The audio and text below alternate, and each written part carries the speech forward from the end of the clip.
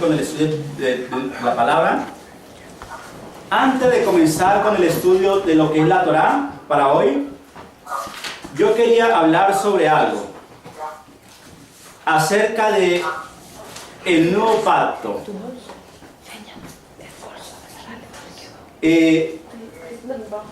Algo que es muy mal entendido y muy mal comprendido dentro del mundo del cristianismo es la expresión del nuevo pacto.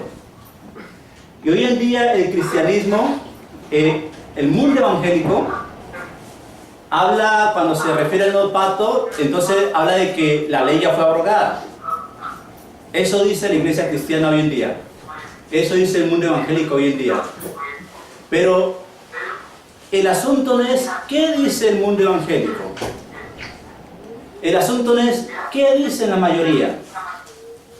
Aquí lo importante es qué dice el Señor. ¿Qué dice el Creador a través de su palabra? ¿Qué quiere expresar el Señor primeramente para su pueblo Israel y para todo el mundo a través de la Escritura? Yo quiero invitarles para el libro de Jeremías,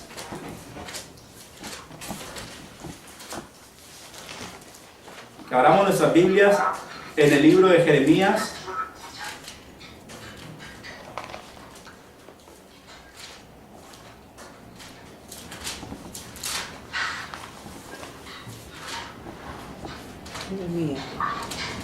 Capítulo 31.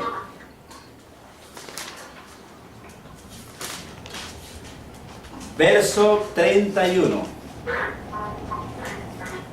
¿Escucha bien, hermano Vicente? Muy bien. Dice Jeremías 31, 31. He aquí vienen días, dice Yahweh, en los cuales haré un nuevo pacto con la casa de Israel y con la casa de Judá.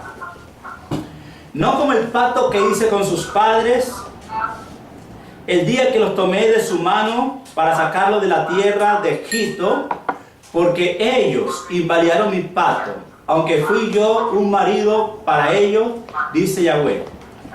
Por eso este es el pacto que haré con la casa de Israel, después de aquellos días, dice el Señor.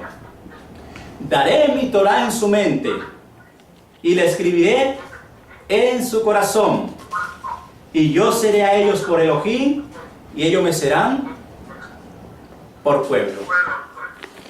La gran pregunta y el gran enigma en el mundo cristiano es que el nuevo pacto es no obedecer la ley. Eso se sabe en el mundo cristiano, que Jesús vino a establecer un nuevo pacto, el cual excluye la ley. Según dice el mundo cristiano eso. Pero la Biblia, en el libro de Jeremías, está hablando también del nuevo pacto.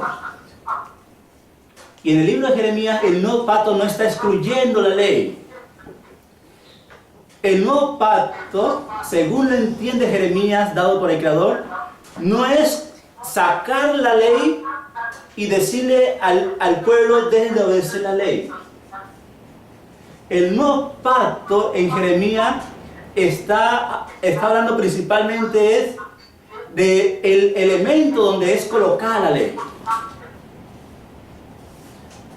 Para eso tenemos que entender primeramente que cuando estábamos en Sinaí, cuando el Señor nos llevó por primera vez al monte Sinaí, recién salido de Egipto, aproximadamente 50 días después de Egipto, el pueblo ya tenía la libertad física. El pueblo de Israel había sido liberado físicamente de la esclavitud de Egipto. Pero el Señor sabía que la libertad física no era suficiente. La libertad física no era suficiente para una adoración hacia el Creador, para una adoración limpia y sincera hacia el Creador. El pueblo de Israel necesitaba ser liberado espiritualmente también. No solamente necesitaban la liberación física de salir de la tierra de Egipto, sino que necesitaban la liberación espiritual, la liberación mental. de salir de Egipto. Porque recordemos que cuando el pueblo salió de Egipto, aunque habían salido, todavía pensaban en Egipto. Aunque físicamente no estaban en Israel, pero sus pensamientos todavía estaban allá. Pensaban como esclavos. Pocos días de haber dejado la esclavitud, todavía estaban pensando como esclavos. Por eso muchos deseaban volverse nuevamente a Egipto. Recordaban cómo era la vida en Egipto. Por eso el Señor dice, he aquí haré un nuevo pacto con la casa de Israel. Escuchen muy bien lo que dice la palabra, con la casa de Israel y con la casa de Judá. Aquí el pacto del Señor nos lo está diciendo, haré un nuevo pacto con la iglesia evangélica dominguera, me disculpan. No está hablando de un nuevo pacto con alguien que no obedece el Torah. Está hablando de un nuevo pacto con Israel y con Judá. Para comprender esto tenemos que saber cuando el profeta está hablando de Israel, a qué se está refiriendo. Y cuando está hablando de Judá, ¿a qué se está refiriendo?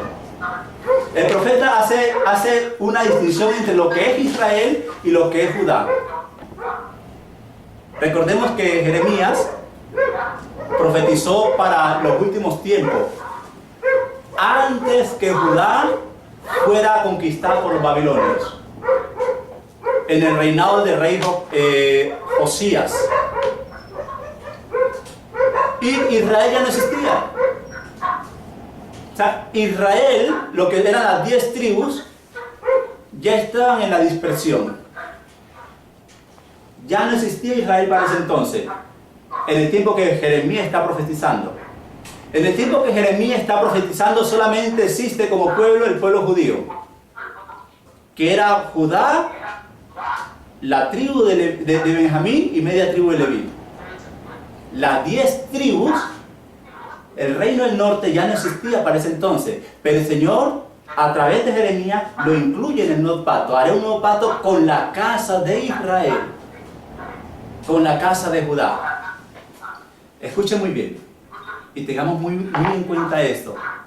El pacto que hace el Señor es con el pueblo de Israel y con el pueblo de Judá. Lo dice la Escritura. Lo dice la Escritura. Ahora, si entendemos lo que es nuevo pacto, cuando Yeshua estaba celebrando Pesá, que lo que ha sido conocido como Santa Cena, Yeshua celebró el Pesá. Ese día era Pascua, celebró un Pesá. Y dice, este es el pacto que hago con quién. La nueva alianza, la Brit Hadasha. ¿Qué hago con ustedes? Ahora la pregunta es, los que estaban ahí, ¿quiénes eran? ¿Había ahí algún griego? ¿Había alguien ahí de Mesopotamia? No. Eran judíos. Eran judíos. O sea, el nuevo pacto el Señor lo hace con su pueblo. El nuevo pacto el Señor lo hace para restaurar a su pueblo. Y aquí haré un nuevo pacto con la casa de Judá, con la casa de Israel. No como el que hice con sus padres cuando los saqué, los tomé de la mano para sacarlos de Egipto. Ahí hay otra cosa para entender y comprender. Cuando salimos por primera vez de Egipto, el pueblo no quería salir de Egipto, según lo que dice el texto. Al pueblo le costaba salir de Egipto, aunque eran esclavos. Por eso el Señor primero tuvo que mostrar las señales, enviar las plagas. Le envió las plagas a Egipto. Y tomar de la mano a Israel y sacarlo de Egipto. Así fue el episodio. No es que Israel quiso salir por su cuenta. No, nos vamos, no. El Señor los tomó de la mano. Cuando los tomé de la mano, dice el texto, y los saqué de Egipto. ¿Qué quiere decir esto? Que nosotros, alguien para salir de Egipto, que el Egipto de hoy representa la globalización del mundo y el pecado, para salir de Egipto, es necesario que el Señor los tome de la mano para poderlos sacar. La gente está tan inmiscuida en Egipto, La gente está tan involucrada en Egipto que se le hace difícil salir por su propia cuenta. Aún viendo las señales, aún viendo todo lo que el Señor hace en contra del rey de Egipto, del faraón, y cuesta salir. Pero dice, he aquí haré un nuevo pacto con la casa de Judá y con la casa de Israel. Cuando los tomé de la mano y los saqué de la tierra de Egipto. Ahora, ¿cuál es este nuevo pacto? Este nuevo pacto dice, no como el que hice con sus padres. ¿Cuál fue el pacto que él hizo con los padres? Con nuestros padres cuando los sacó de Egipto. Yo quiero que nos demos un aporte. ¿Cuál fue el pacto que hizo el Señor con Israel cuando lo sacó de Egipto? ¿Se acuerdan ustedes? Que lo iba a llevar a un lugar mejor donde la tierra que fluía leche y miel. Que los iba a llevar a un lugar mejor. ¿Escuchan? ¿Escuchan ustedes allá en Puerto Vara? ¿Sí? Hagan así, se escuchan. Ese fue. Ah, ok. Qué bueno. Shalom, shalom. Entonces, el Señor, el pacto que hizo con Israel cuando sacó de Egipto fue en Sinaí. El pacto fue en Sinaí. El Señor lo llevó en Sinaí para darle ahí en Sinaí la Torá, lo que es llamado los 10 mandamientos. Ahí hizo el pacto. Pero recuerdan que ese pacto fue escrito ¿dónde? ¿En qué fue escrito? En piedras. En piedras de zafiro, dice la Escritura.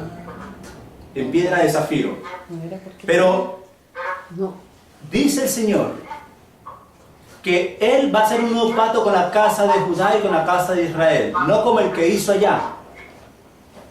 Porque el que hizo allá, cuando Moisés bajó con las piedras, ¿qué pasó con el pueblo de Israel?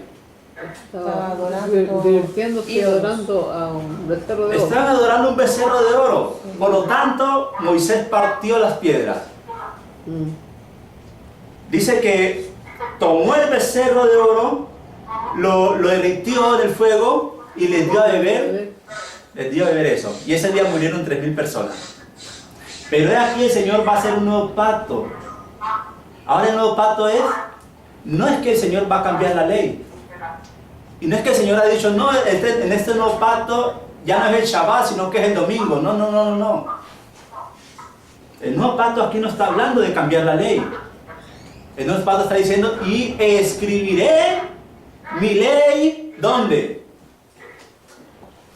En su corazón. En esto incluye el nuevo pacto. Este es el punto esencial del nuevo pacto. No en quitar la ley.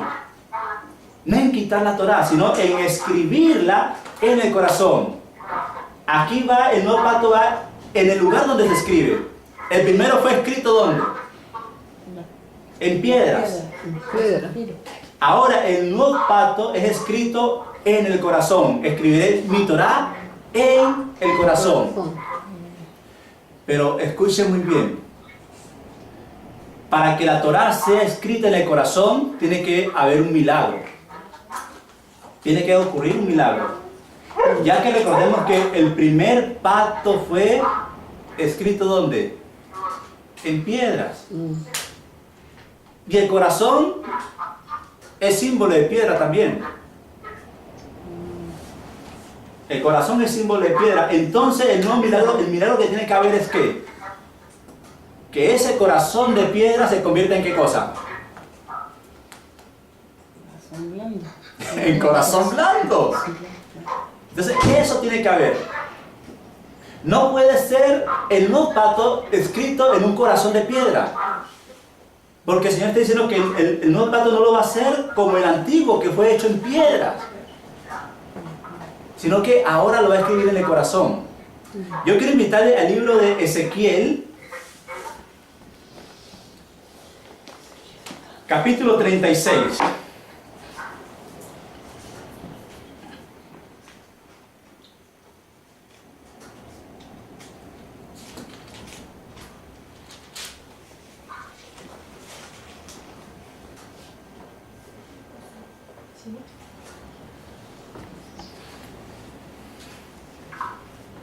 Vamos a leer desde el verso 23.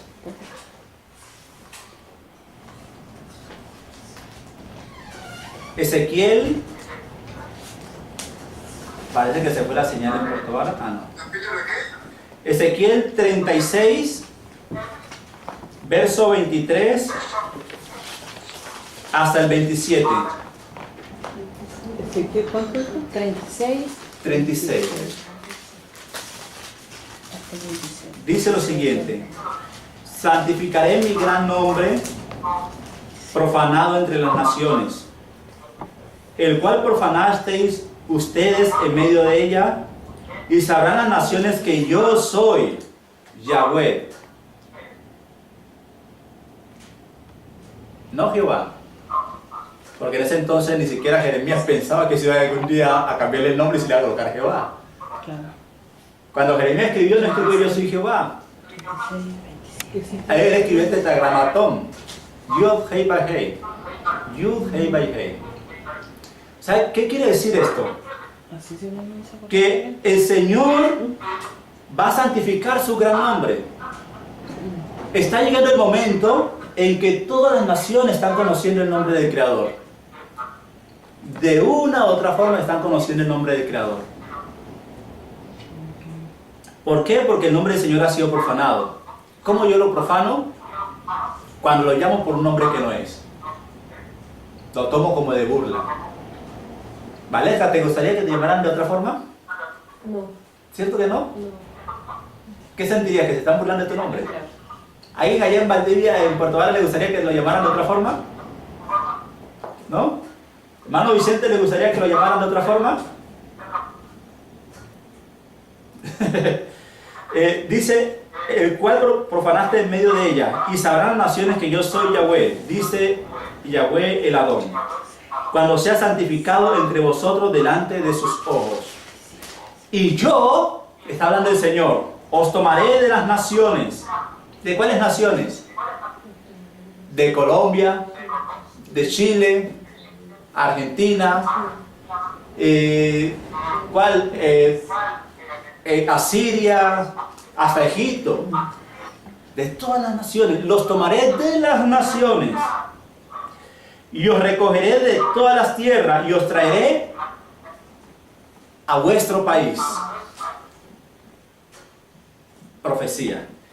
Dice, esparciré sobre vosotros aguas limpias y seréis limpiados de toda vuestra inmundicia.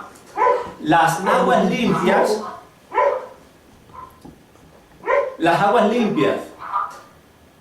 representan a la Torá, la cual a través de conocer la Torá empezamos a ser limpiados. El conocimiento del Señor. ¿Con qué se limpiará el joven? Dice el Señor en su palabra. ¿Con qué? Con conocerte. ¿Con qué limpiará el joven sus caminos? Con conocer. Con conocer al Señor. Por medio de la palabra. Por medio de su Torah, por medio de su palabra. Dice el Señor, esparciré sobre vosotros aguas limpias y seréis ¿qué? Limpiados. Hemos sido contaminados con Roma. Roma nos ha contaminado de muchas formas, mis amados. Roma nos ha contaminado con tanta fiesta. La fiesta del Padre, la fiesta de la Madre, nos ha contaminado con tanta inmundicia. E inclusive nos contaminó hasta con los nombres. Nos contaminó con tantas cosas. Entonces es necesario que el Señor esparza sobre nosotros que aguas limpias. Para que empecemos a ser ¿qué? Limpiados, depurados.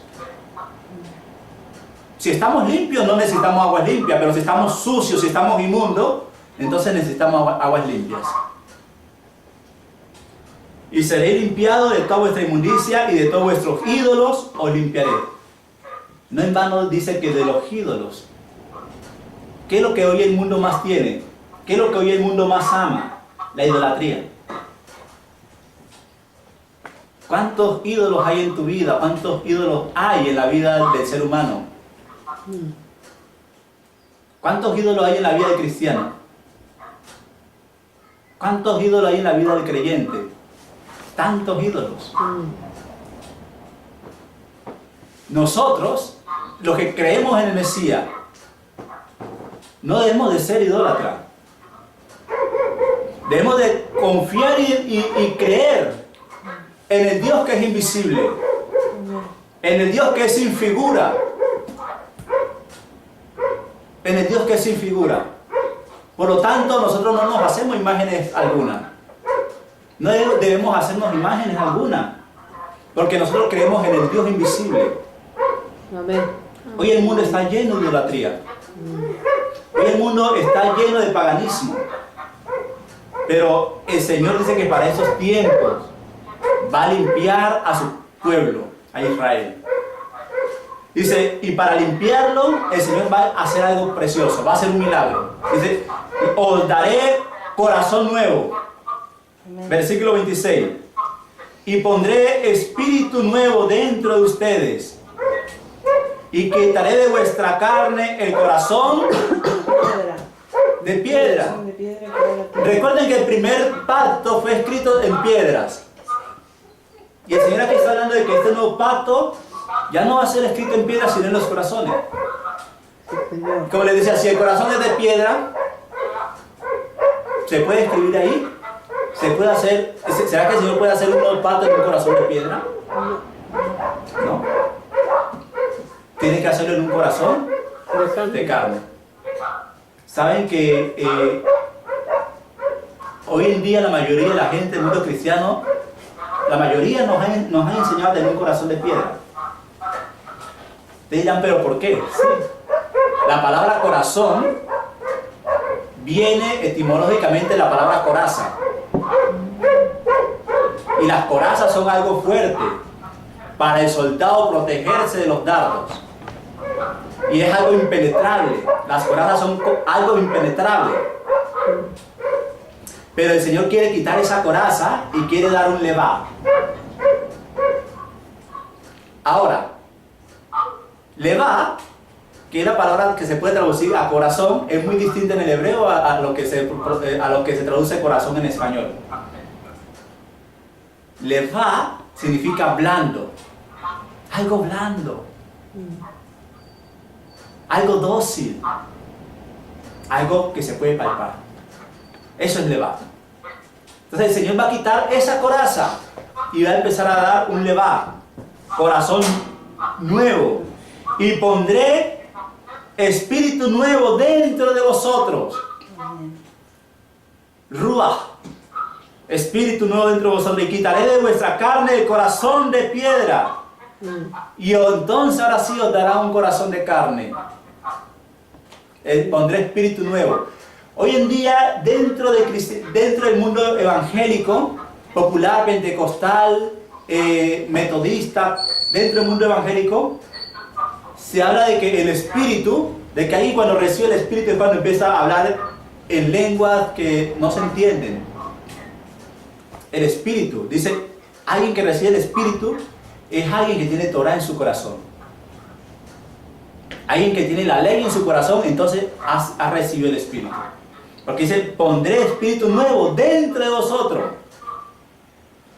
y quitaré el corazón de piedra. Entonces, al quitar el corazón de piedra y poner un espíritu nuevo, ¿es para qué? Para que haya Torah. Para que haya Torah en el corazón. Porque la Torah, lo que es mal interpretado como la ley, es algo espiritual. La Torah es algo espiritual. Dijo Yeshua, la palabra que yo le doy es espíritu y es verdad. La Torah es espiritual. Y lo espiritual se discierne a través solamente del espíritu. Lo carnal no puede discernir lo espiritual. Solamente lo espiritual discierne lo espiritual. Entonces hemos de tener el Ruach del Señor para poder entender lo que es la Torah. Y entonces el Señor va a colocar la Torah en el corazón. ¿Aquí qué está sucediendo? ¿Qué está enseñando la palabra aquí? Aquí está sucediendo un milagro. ¿Cómo así que un milagro? Sí, aquí está sucediendo un milagro. Aquí está sucediendo que algo que no produce nada está empezando a producir algo bueno. Es lo que Pablo más adelante lo expresa en Romanos como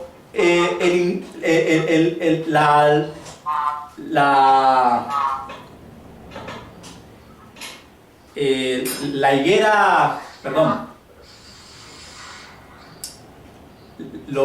el árbol silvestre, o sea, como el fruto silvestre, la rama silvestre que es injertada en el olivo natural. El olivo silvestre que es injertado en el olivo natural. O sea, el silvestre no produce nada, pero al ser injertado en un olivo natural, tiene que empezar a producir lo que produce ese olivo natural. Ahora, el olivo natural produce obediencia. Porque el olivo natural produce según su naturaleza le da a producir. El olivo silvestre nace en cualquier parte. Por lo tanto, no tiene ley. No tiene ley, nace en cualquier parte. Es una maleza. Pero es necesario que eso animal, que eso silvestre, sea injertado en algo natural. Y entonces poder empezar a llevar fruto.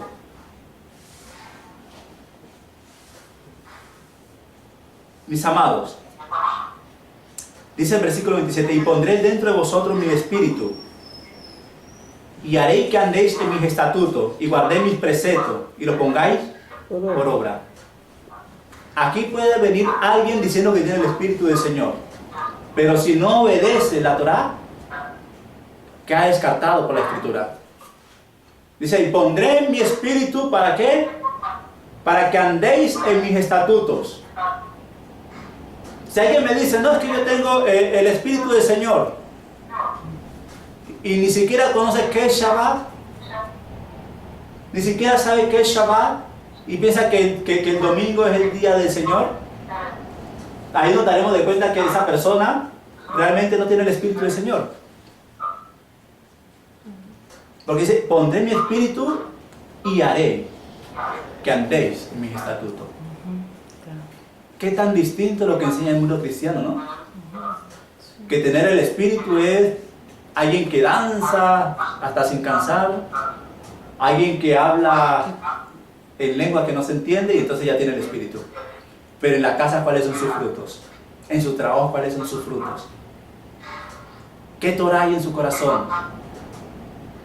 Pero miente, engaña, roba, desobedece la Torá. Entonces, ¿qué espíritu es el que está en su corazón?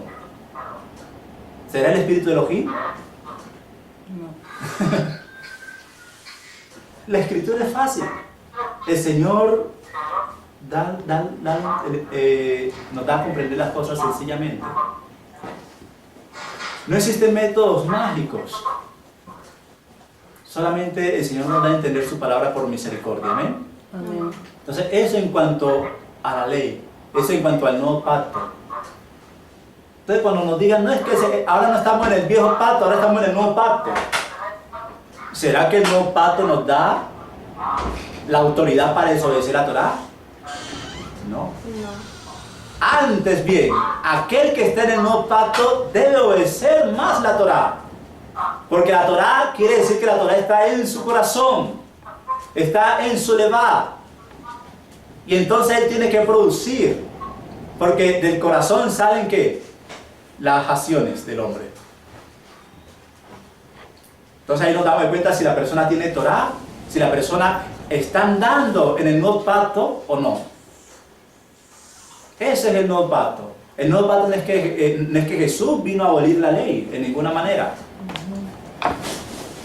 El nuevo pacto no es que Jesús en la cruz abolió toda la ley, en ninguna manera. Inclusive el nuevo pacto no es que Jesús resucitó el domingo, en ninguna manera. En ninguna manera. En ninguna manera. Porque de acuerdo a la Escritura, Yeshua resucitó en las últimas horas del Shabbat. Sus discípulos fueron el domingo a la tumba. Aún estaba oscuro. Pero ya estaba vacía. Aún estaba oscuro. O sea, que eran las noches del domingo, no era todavía de mañana, aún, porque aún estaba oscuro. Porque para el Señor, todo lo que es oscuro es noche. ¿Qué quiere decir? Que pueden ser las 6 de la mañana y si está oscuro es noche, de acuerdo a la Escritura. Cuando ya aclara, entonces ya es día.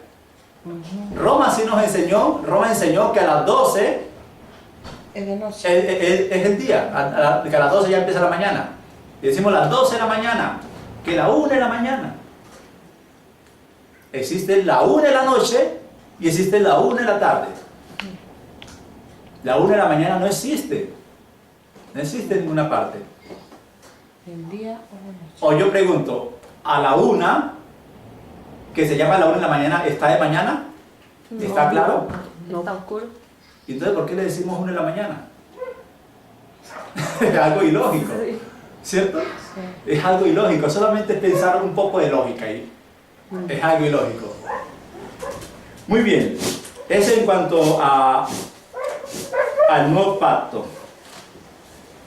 ¿Alguna pregunta? Mano Vicente, ¿alguna pregunta? ¿Alguna pregunta acá? En cuanto al nuevo pacto. Sí. Está bien, hermano, bien. ¿Algún- Bendiciones por esa aclaración. ¿Ah? Bendiciones por esa aclaración, está bien. Amén. La noche es noche y el día es día. Sí, así es. Cuando los evangélicos dicen que el nuevo pacto Sí. es de lugar, Sí. No hay ninguna explicación cuando lo he hecho allí. Claro, Volvió al antiguo Testamento. que exactamente. volvió al Antiguo Testamento. Muy bien. Se me ocurre. Vamos ahora sí a leer. Vamos a leer el estudio para nuestra paracha de hoy. La paracha para el día de hoy titula Beersheba.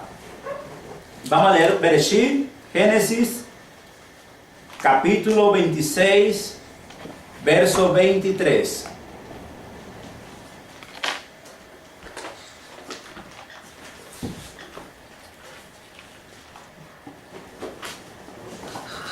Dice, de allí hasta vamos a leer hasta el 27:40. Vamos a leer harto. ¿Qué dice Aunque poquito. 23? 2005 nomás. Génesis 26, Ujú. desde el 23. ¿Saben algo, mis amados? 26 desde el 23. En los lugares que más se deberían de estudiar la Biblia es en la iglesia.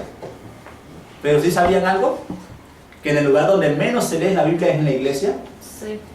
Sí, pues Solamente leen un versículo. se lee un versículo en la coordinación Sí. y Y uno en la después predicación. en una predicación, a lo mucho, un pastor lee un capítulo entero. Y si el pastor está leyendo, se pasa de 5 o 10 versículos y ya todo el mundo se aburre. La gente ya no quiere leer más. Claro. Entonces viene que Y se leer dice unos que se viene a escuchar la palabra. Pero cuando se empieza a leer la Biblia, la gente empieza a dormir, se le empieza a dar sueño y la gente se empieza a aburrir. Entonces es como una contrariedad. Una contrariedad. Donde más en nuestra intimidad debemos de escudriñar la Escritura. Pero cuando estamos aquí, estamos cumpliendo un mandamiento, estamos cumpliendo una misbah, que es estudiar a Moisés todos los Shabbat. Ese es un mandamiento y lo tenemos que hacer. Estudiar a Moisés todos los sábados. Entonces aquí venimos a leer la Biblia, a leer la palabra y entonces vamos a tratar de comprender. Amén. Amén. Amén. Amén. Así que algún día no se vayan a asombrar si nos va a tocar que leer 10 capítulos de seguido. Así que no se vayan a asombrar porque aquí venimos a eso.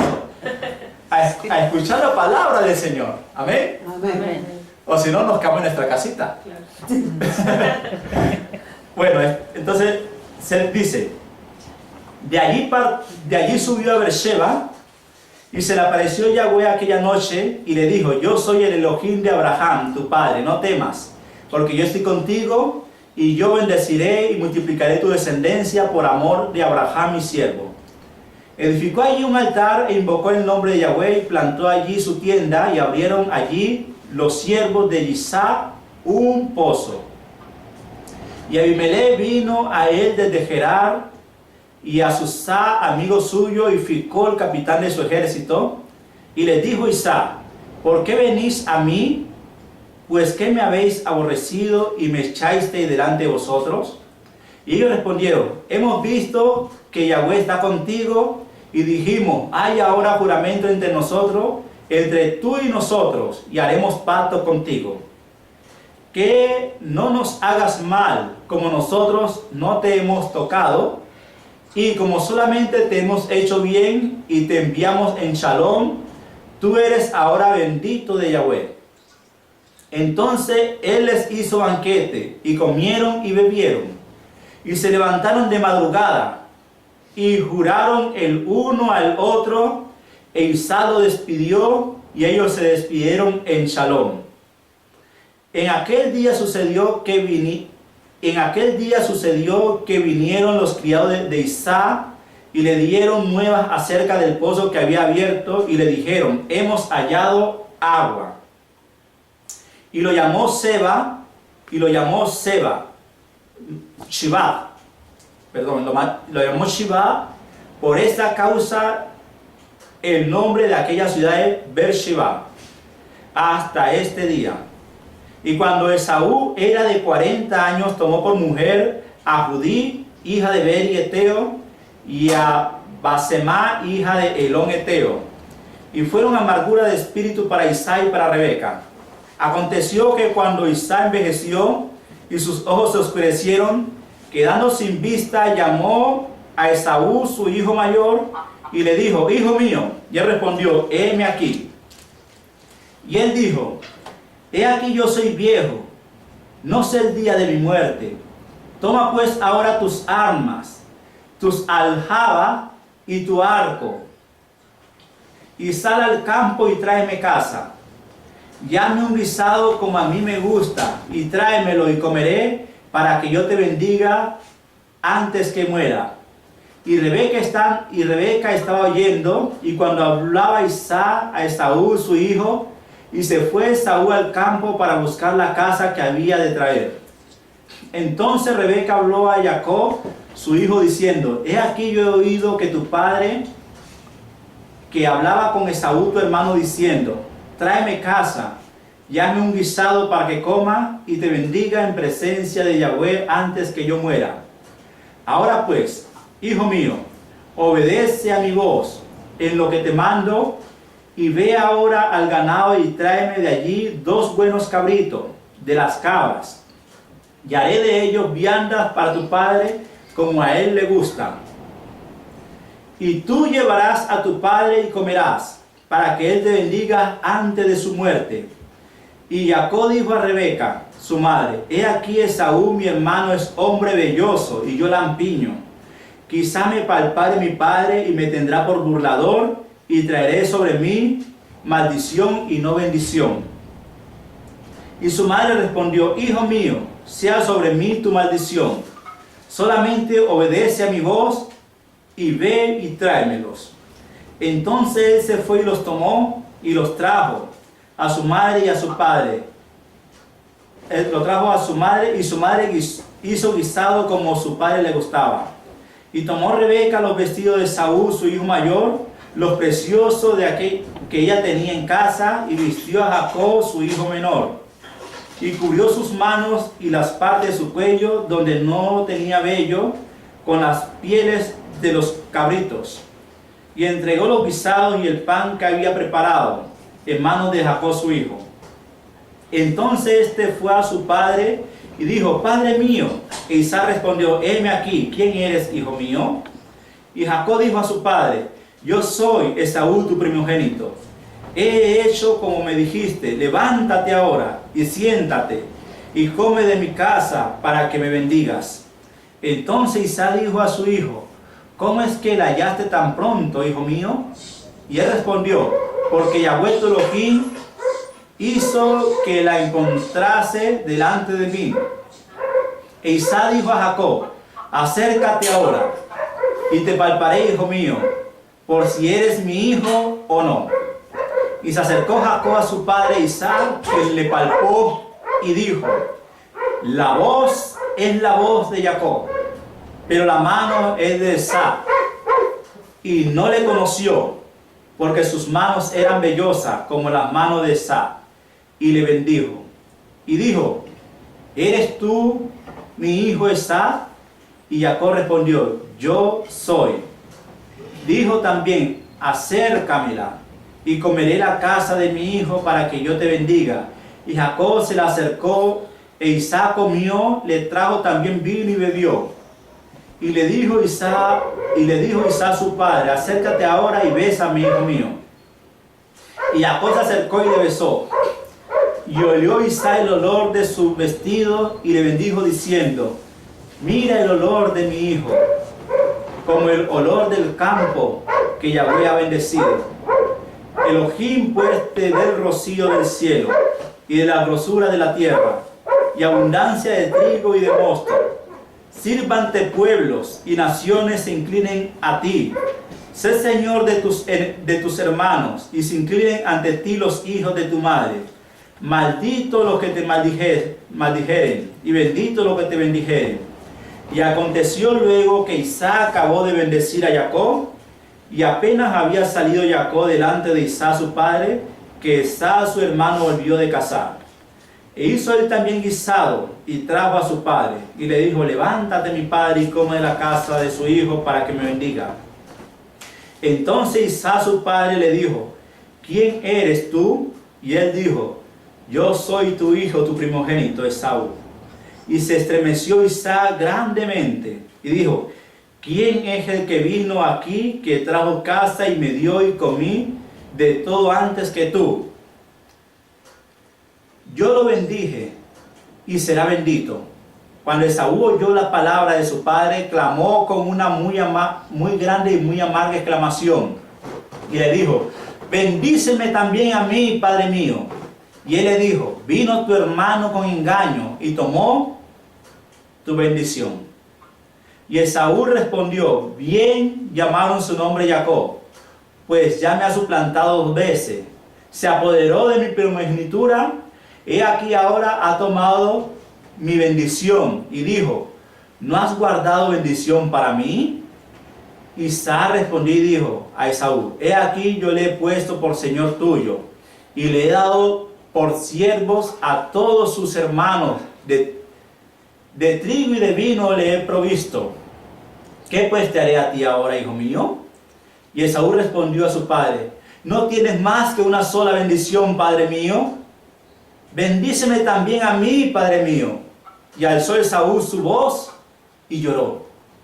Entonces Isaac, su padre, habló y le dijo, he aquí será tu habitación en grosura de la tierra, y del rocío del Shamaín de arriba, y por tu espada vivirás, y a tu hermano servirás. Y sucederá que cuando te fortalezcas, que descargarás su yugo de tu servicio. Bendita es la palabra de nuestro Adonai. Amén. Amén. Beersheba, todo esto sucedió en Beersheba. Impresionante lo que sucede en Beersheba. Ahora bien, hablamos el Shabbat pasado que Isaac había sembrado. Isaac se ve sembrando con sus manos. Cuando la economía estaba mal en la tierra de los filisteos, en la tierra donde vivía Isaac, que él primeramente empezó a vivir en Gerar, Isaac tiene el deseo de ir a Egipto, ¿se recuerdan? Tiene el deseo de ir a Egipto porque el hambre es mucha. Pero entonces el Señor le dice, mira, no desciendas, aquí te voy a bendecir. No hay necesidad que te vayas a Egipto. Isaac, confiado en la palabra del Señor, dice la Escritura que sembró. Y en un año produjo al 100 por 1. ¿Qué quiere decir? Les decía, ¿qué fue lo que pasó? Que por cada grano que Isaac sembraba, se convertían en 100 matas. Por cada grano que Isaac tiraba a la tierra, ese grano se multiplicaba en 100. hubo un milagro muy grande. Fue tanto que los filisteos empezaron a tener miedo de él. Dijeron, realmente el Señor está con este hombre. ¿Cómo es posible que un grano se convierta en 100 matas? En 100 plantas, un solo grano. Y ese día el Señor le bendijo grandemente a Isaac. Pero decíamos que luego hubieron problemas. Isaac empezó a abrir los pozos que su padre Abraham había hecho. Y los filisteos empezaron a taparle los pozos. Comenzó el odio hacia el pueblo judío. El odio hacia el pueblo que guarda la Torá. Cada pozo que abría se lo tapaban. Entonces, ¿qué sucedió? Isaac, al ver esto, se llenó un poco de miedo y decidió irse para Beersheba. Se fue de Gerar, ya dejó de vivir en Gerar. ¿Por qué razón? Una de las razones que dejó de vivir en Gerar es porque el rey de Gerar, Abimelech, el rey de los filisteos, le echaron, dijeron, tú te has enriquecido mucho, vete de aquí, ya eres demasiado rico. Dicen que lo echaron, así que Isaac se tuvo que ir y se fue a Beersheba. Cuando Isaac ve tanto problema, por un momento se apodera de él el temor. Ve que la gente se opone hacia él. Y es lo normal en el ser humano. Cuando vemos de que todo el mundo se opone hacia nosotros, nos da temor. Tememos por nuestra vida. Isaac en un momento temió también por su vida. Temió de pronto por sus hijos también, que fueran a perecer. Pero cuando estaba ahí, en temor, se le apareció el Omnipotente. Se le apareció el Señor. Y aquella noche se le apareció y le dice, yo soy el Elohim de Abraham. El Señor se le aparece con el título de Elohim, con el título que muestra que Él es un Dios de justicia. Elohim significa juez. Dice, mira, yo soy el que tiene, en otras palabras, yo soy el que tiene la batuta. Yo tengo la batuta. Tú no te preocupes. La justicia la pongo yo. Yo soy el que pongo y quito reyes.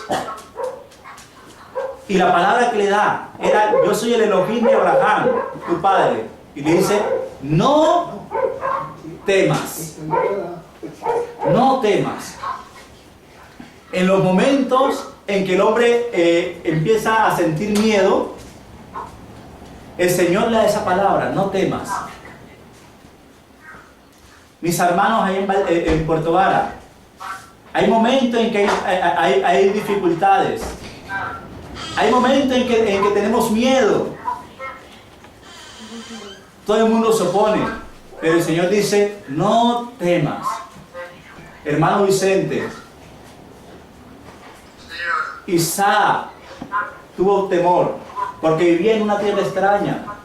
En una tierra que aunque le pertenecía, por el momento eran de otras personas. Todo el mundo en contra de él. Había acabado 3 pozos. Y de esos 3 pozos, 2 pozos se lo habían secado, se lo habían llenado a tierra. Los cavaba y se los llenaban a tierra. Y cuando él los cavaba y veían que tenían agua esos pozos, se los quitaban. Y le decían, esos pozos son de nosotros. Isaac no se preocupaba. Isaac sabía que esos pozos le pertenecían a su padre Abraham. Pero Isaac no se preocupó por pelear. Pero tuvo temor que pronto... ¿Tiene una duda, Valesca? Yo, o sea, como no vi la semana pasada, Ajá. ¿por qué cavaba los pozos? Pero era para sacar agua, para sacar agua. Para la familia. Porque Isaac vivía en el desierto. Y allá, por lo menos acá el oro se llama de que el oro negro es el petróleo. Pero en lugares donde necesitas agua, el oro negro no vale para nada. Allá lo que vale es el oro blanco, que es el agua. Puedes tener todo el dinero del mundo, pero si no tienes agua, no eres nada. Isaac cavó los pozos que eran de su padre. Estos pozos los había cavado Abraham. Eran de su papá, le pertenecían a su papá. Los filisteos lo habían llenado a tierra y cuando Isaac los cavaba se los reclamaban, decían, no, ese es de nosotros. Pero Isaac era un empresario. Isaac era un hombre multimillonario porque el Señor lo había bendecido. Tenía la herencia de su padre Abraham y fuera de eso era multimillonario. Isaac comprendía una cosa, que habían dos cosas que podía hacer. Ponerse a litigar, a reclamar ese pozo y saber que perdía tiempo, o ponerse a cavar otro nuevo pozo. Isaac no se puso a reclamar. Isaac cavó otro pozo. Y cuando cava otro pozo, vuelven los filisteos a reclamarle este pozo. Dicen, este pozo es de nosotros. Tampoco les pone problema. Y cava un tercer pozo y ahí no hubo problema. Pero Isaac de todas formas vio que la gente le ponía muchos problemas. Vio que la gente se había levantado en contra de él. Así que decide irse a Beersheba. Beersheba es un lugar de bendición. Decide irse al lugar de bendición, el lugar donde están los pozos. En Beersheba, Abraham abrió pozos. Entonces, lo que le decía el hermano Vicente, hay ocasiones que estamos como Isaac. Isaac está en dificultades en el sentido de que él está viviendo en un pueblo que todo el mundo es idólatra. Todo el mundo tiene más de 2 y 3 y 4 dioses. Pero él es monoteísta. Él cree en un solo Dios. ¿Sí ven el gran problema que hay? Amén. Todo el mundo está adorando a un Dios que se ve, a un Dios de imagen. Él está adorando a un Dios invisible. Qué tremendos problemas. Y fuera de eso, la gente ve que ese Dios invisible